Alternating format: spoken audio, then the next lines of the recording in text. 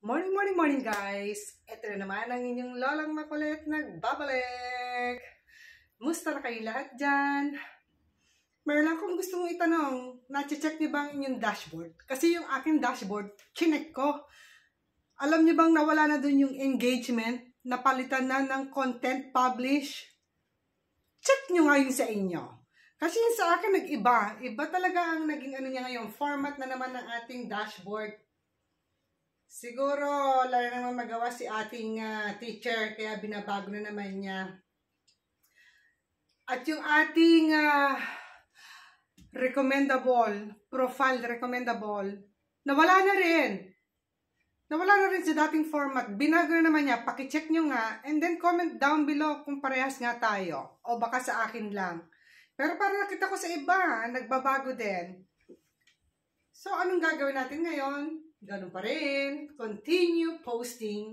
Kung saan ka masaya, make it only as your libangan. And never expect too much, ha? Kahit nagpo-post ka, baka isipin mo, pag nagpo-post ka, may kita na. No, no, no, no. Basta i-enjoy mo lang. Yun lang naman ang purpose ng pagpo-post mo, di ba? Nag-e-enjoy ka para maipakita mo sa world kung anong yung talent. Ganun din ako, ha? Siyempre, lahat tayo.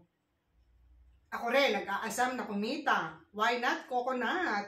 Go, go, go rin ako sa pagpo-post. O, diba? Ganyan lang naman, diba? Wala tayong plastikan. Yun naman ang totoo. Lahat tayo dito nag-aasam-asam. At umaasa na one day, kikita rin tayo ng malaki.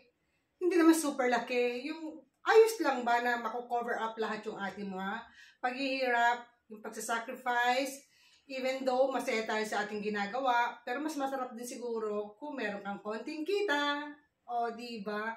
Kaya kayo dyan, continue posting. Huwag kayong magsasawa. Okay? Samahan nyo na rin ng pray. At yung ating mga followers dyan, please naman continue supporting lahat ng mga small content creator like me. Ano pa mga bang sasabihin ko? Kundi God bless us all. Keep safe everyone. Salamat sa inyong panonood. So, good luck to us. Bye!